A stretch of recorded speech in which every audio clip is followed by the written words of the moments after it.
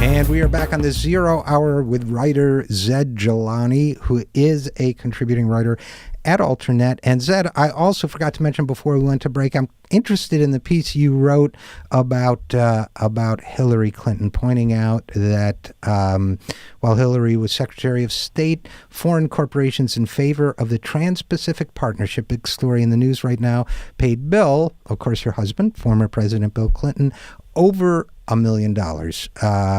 Now you add, or your headline writer anyway, who summarizes, could Clinton's silence on the matter be due to a serious conflict of interest? Well, could it? I think that there have been sort of several stories now. I mean, obviously there's that book, Clinton Cash, which is by sort of a more conservative writer, but there's also, stories by David Sirota and Matthew Cunningham Cook at IBT, and obviously there's my story and a couple others that kind of are looking at the fact that the Clintons are almost unique among presidential candidates. I mean, maybe you'd have to go back to Ronald Reagan or something like that for people who have parlayed from one political position to spending quite a bit of time in the private sector to then running for president. Usually, you're governor and you run for president, you're senator, run for president. So basically, what happened, and I went to an event with Bill Clinton one time, and he joked about this. He said that, they were dirt poor when they left the White House, is what he considered it. They weren't, actually dirt poor by, actual standards of being poor, but he meant relatively.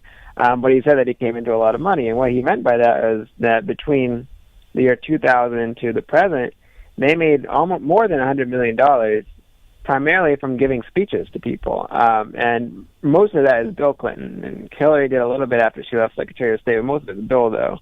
To me, the surprising thing, and something that should concern people, is that, Bill Clinton didn't even cease this when Hillary was Secretary of State. And everyone has to remember that spousal income is shared. So if somebody gives money to your husband, it's your money, too, and that's why it's required to be disclosed.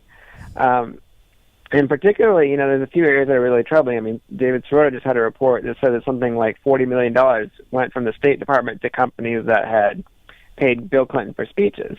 And in my report, I talk about $1.5 million going directly to Bill and Hillary Clinton's bank accounts from foreign companies that were advocating for Trans-Pacific Partnership. So, to me, it's not so much a matter of, okay, someone gives me money, so I'm going to do exactly what they say because they're my boss. It's not necessarily like that. It's more of the sense of like, they're giving me money because they feel like I'm friendly to them. I want to kind of keep them around. I might do a little bit of what they say or a lot of it of what they say, but, they're going to continue to behave in somewhat of a manner to keep the money going. And I think that's the biggest problem here. It's not so much straight quid pro quo, because it sort of changes people's calculations and sort of the culture of the business and the culture of their operations. I think that this is something Hillary and Bill are going to have to explain to Americans, and they should explain to Americans, is, why did they decide to go this route? Why did they keep taking so much money from corporations they were in charge of regulating, or they were in charge of giving grants and funding to? Why did they do that? It's not something that, every president has always done. It's actually a relatively new phenomenon in American political culture, actually probably the last 20 to 30 years. And I guess, one of the things that strikes me about it, well, a couple things. One is, yes, I think you asked a great question. Why did they continue to do it? Because by the time Hillary became Secretary of State in 2009, they were no longer by any stretch of the imagination dirt poor. So I don't think that, there was a famous gaffe when she said we were poor when we left the White House. It was a misstatement, but I kind of understand they had financial anxiety, they had expenses. Okay, again, they didn't have it in 2009, so I don't understand the judgment issue. I mean, it calls into question for me a certain common sense, proportionality, sense of judgment, sense of accountability, and so on.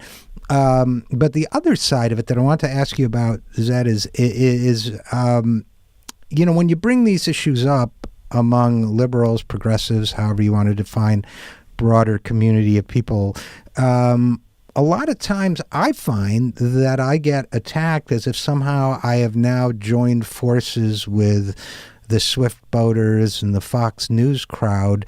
Isn't there a way to create room for this as a legitimate conversation on the left about whether this is appropriate or not, and how it should be addressed? Well, I mean, I think that you kind of have to make a separation. There's people who are very engaged in politics, and they have people they really like. There were people like that when President Bush was president. There's people like that who feel like that about President Obama. There's a lot of people who feel like that about Hillary Clinton. I mean, she's been in politics for 20, 25 years and longer than that, actually.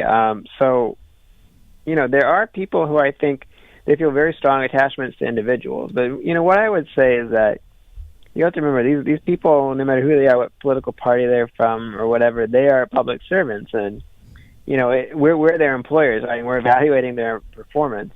And I would say that we should be doing that with everyone. And as for, if you have concerns about the election, it's not, it's not a terrible thing to have concerns about who's elected and to want Democrats to defeat Republicans. I mean, you might think they're much better for the country.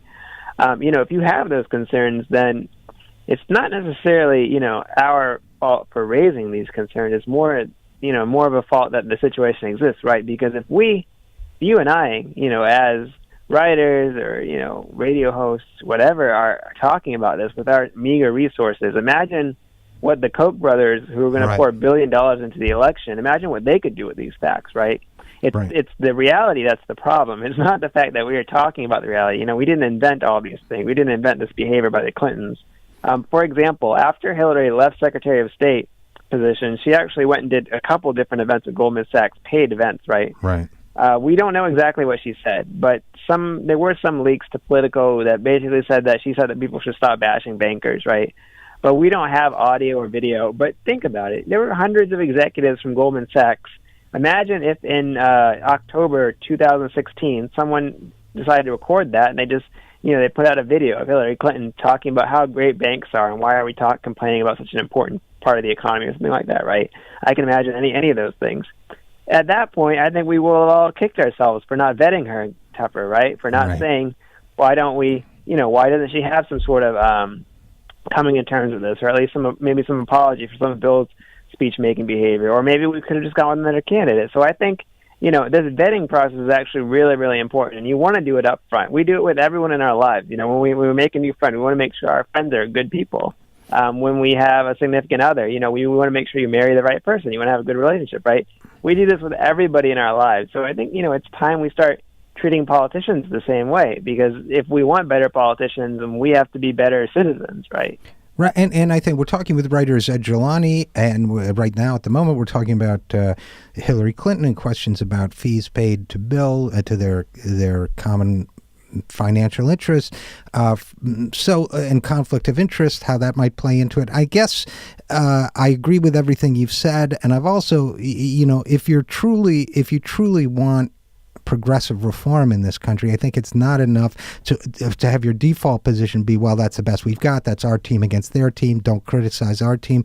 I think, I guess I look at it more the way you do, which is systemically, we need a better system, and we need to point out the flaws in the system. And if we're going to invest, as you say, our hopes in a specific candidate, we better be aware of all the weaknesses of the candidate before we do that. And I like your point also that maybe she could start to address them, because frankly, I think these issues, the Republicans will exploit them to the max, and I think the Democrats are asleep at the switch. They have no idea how this is going to hit them come election time, and I don't know. I worry about it. I've got to say, I worry about it. Speaking of wanting changing gears for a second, we want to know that the candidates we support are going to be good candidates promoting the right values. It's also nice to think that the food we eat is being provided by corporations that are representing the values we like. And I have to say, I was kind of disappointed in your piece on Waffle House. Waffle House's diner empire is based on right-wing politics and ripping off workers because, I go down south. I like Waffle House. Yeah, well, it's funny you say that, because I think one of the big reasons I started to look into it is because, I like it too. I mean, I grew up in Georgia, spent with the exception of a few years in grad school and in D.C., I spent my whole life there. And, I think that, that's actually a fairly natural sort of tension there, right? We, as consumers, I think shop at all sorts of businesses that we like because they provide good products, and maybe they have good customer service. Maybe you feel good going there. Maybe they make you feel better about yourself, right? But I think just like we have to be educated citizens, we have to be educated consumers, right? So that's basically why I decided to look into this, and just to sort of give I think this was probably the only comprehensive overview of Waffle House and sort of its practices that's published anywhere. So I definitely encourage everyone to go and check the article out.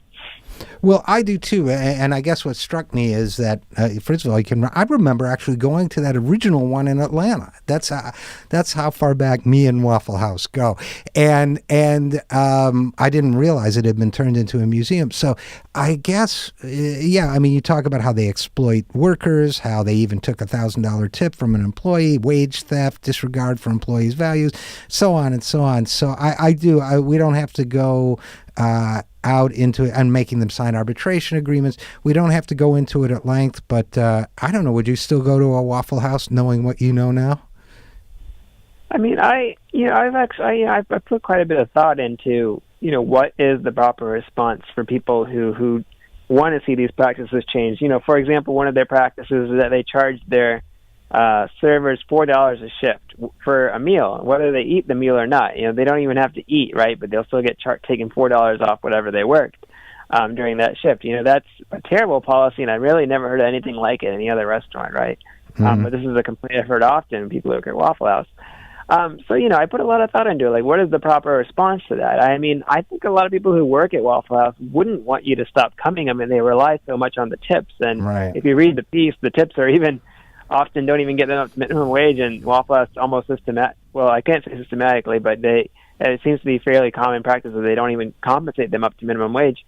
So I'm not necessarily sure that they just want people not to eat there, but I do think that there is sort of a very valuable organizing opportunity there. For example, if you spread information wide that Waffle House was behaving this way, and people were to come to Waffle House and ask the employees about these things, and one thing, in the meantime, they're going to increase their tips, right? And I think that there's just sort of a consciousness that you can create among the people who come and eat there that this is important to them, and I feel like Waffle House would respond to that, right? Like, if someone who went there for coffee 4 days a week decided, to take a day off of that or something, right? Or if they started hearing lots of vocal complaints to managers, just making sure that people are getting, fully compensated if they're doing non-tip work, things like that. So I think, I kind of feel like hiking the consciousness just about what's happening there is really powerful in the case of this restaurant in particular, because Waffle House operates a little bit differently than McDonald's or like Burger King. I mean, it's basically a diner. You tend to know the people that work there. They're all right in front of you because there's no real separation between, cooks and everyone else. And I feel like you could actually create a better situation without sort of a difficult to do massive boycott, just by people knowing the circumstances of these workers and letting the company know that it is important to them, that the people who are serving them, the people who are cleaning up after them, these people are able to have good lives too, because they appreciate them as human beings. I mean, every Waffle House I've been to, I've been all over, probably been to Waffle Houses in most states in the country that they exist. Everywhere, people talk, they know the staff, they tend to have regulars, people have a really friendly relationship with these people. Well, so maybe I feel like there's natural empathy there. Here's an idea if this concept grows bigger. I have a dream about Waffle House. My dream is this, that maybe everybody can just write, I support Waffle House workers on their credit card slip. And just so that they start to see, maybe it would never get to corporate, but maybe it would. I don't know. Just something like that, some way to kind of crowdsource it. I don't know. Let's just think about it. And then I guess pivoting from that to, in the couple minutes we got left, just to talk briefly, we're talking with writer Zaid Jilani. You wrote this really good piece on the election. Progressives can't practice stale techniques of modern campaigning and expect to beat the establishment. What do you mean? So, I think it's going to be big news. Bernie Sanders is expected to join the race tomorrow. We will likely see O'Malley join, as we discussed. Other folks all over the country running important races. For example, Alan Grayson is expected to run for the Senate.